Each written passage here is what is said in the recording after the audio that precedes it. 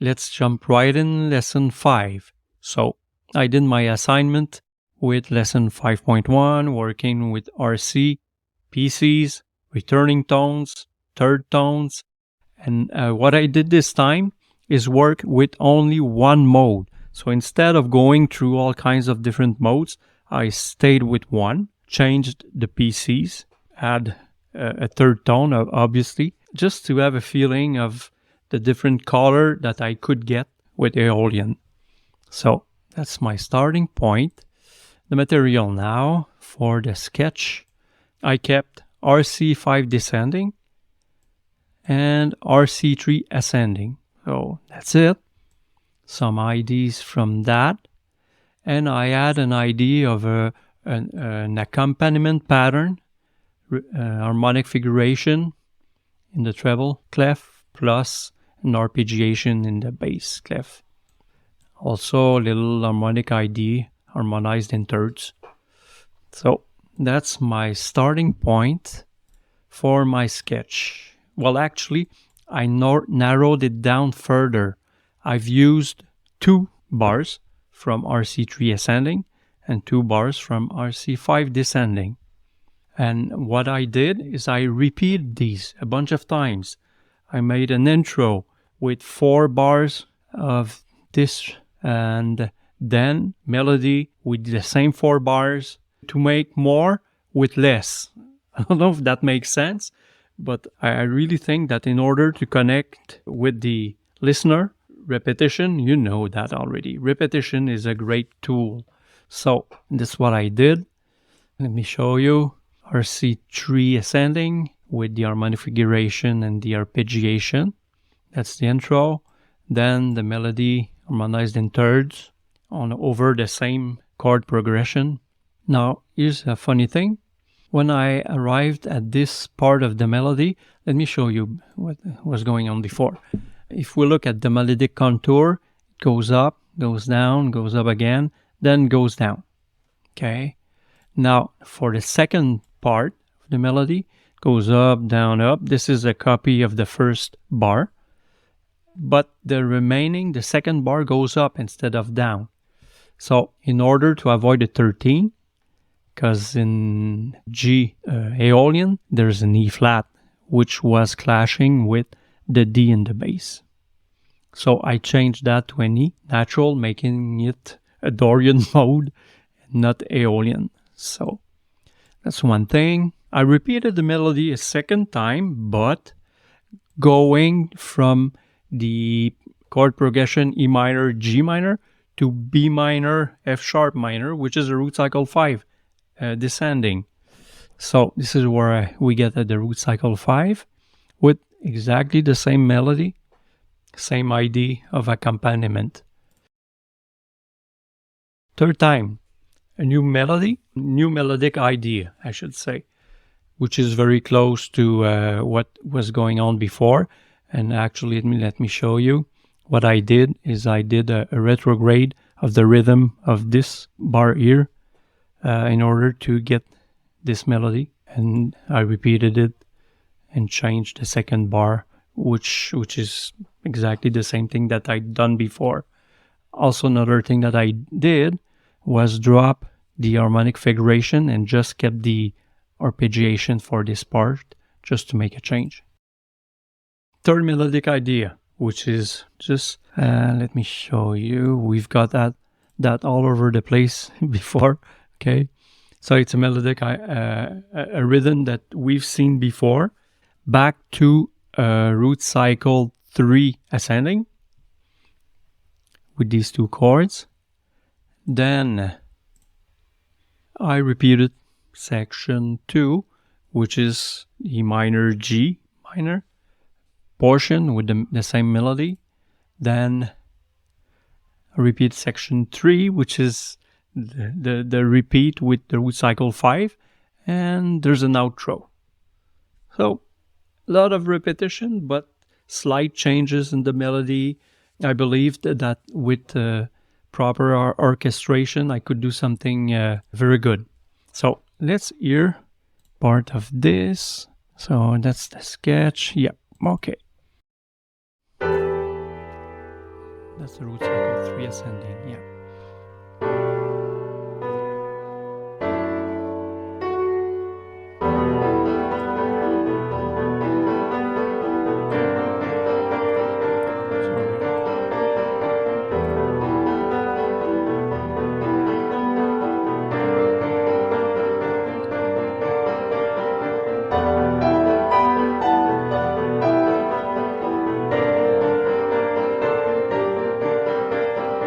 Okay, so I'll stop there, but I just wanted to give you an idea of where we were going with this sketch.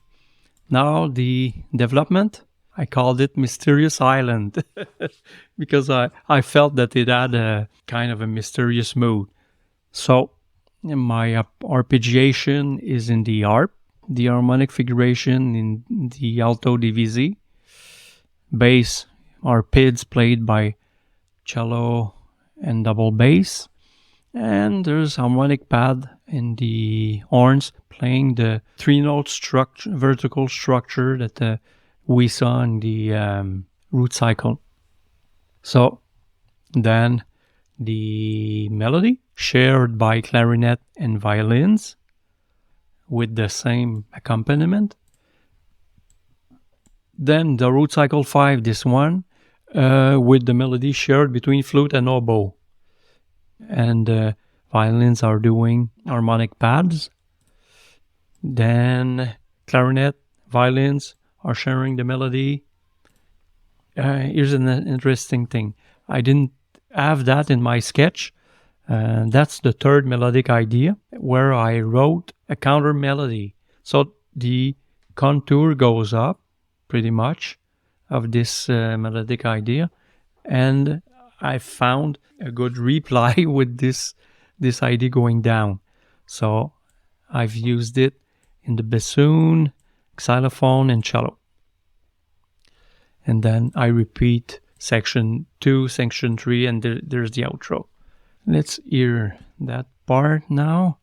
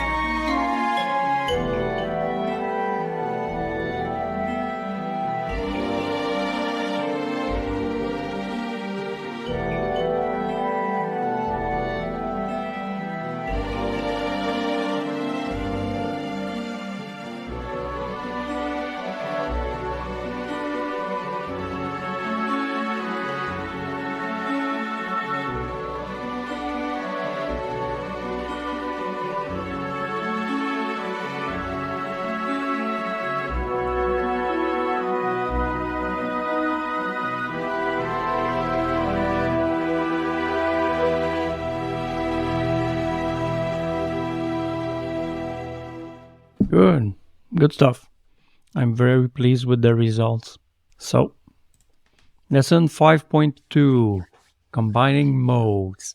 That was a tough lesson.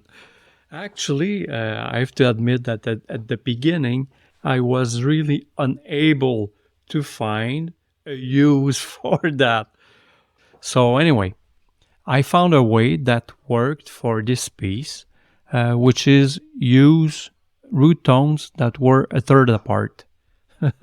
So 2 scales, yes, but root tones a third apart, I thought that it made the fit easier between the 2 scales. Anyway, so that's the piano part with soprano and tenor. Okay, and this is actually the 4 part, the modes combined. So let's hear that. We'll start at the beginning.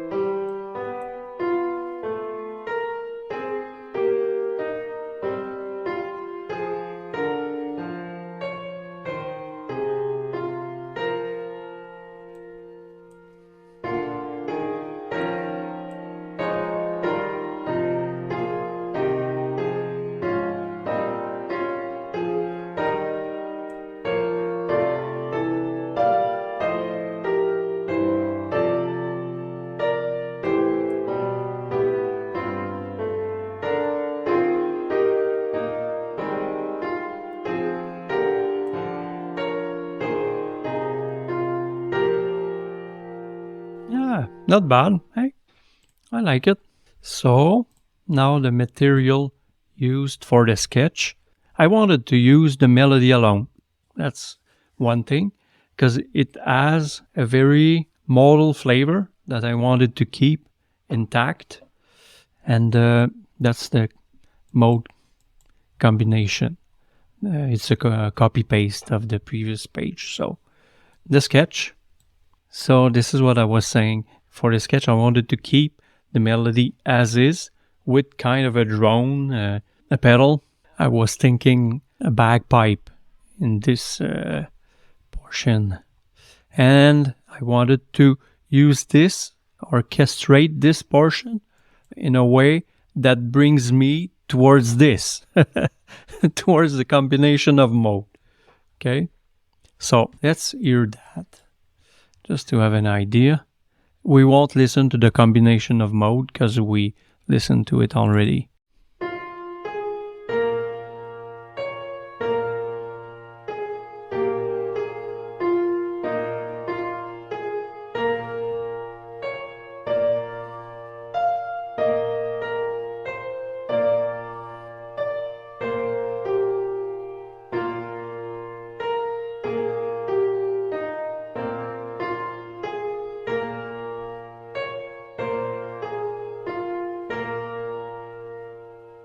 Okay, now the development. Okay, so I kept the drone, giving it to low string, PIDs, and flute.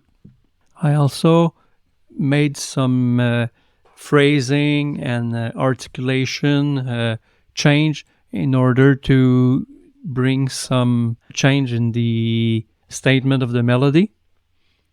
So we'll have a listen. I think for this one it's better.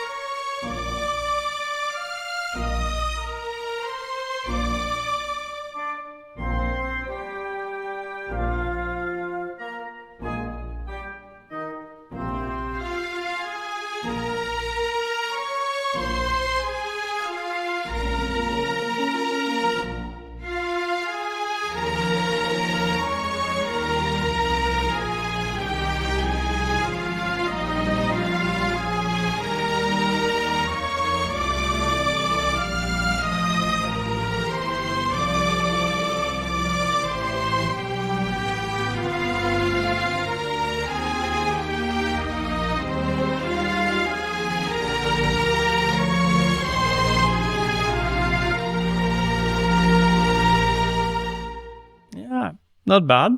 I think I could work out the transition a bit more between the bagpipe feel and the combination of modes. I'm quite pleased with the result anyway. So that's it. Thank you.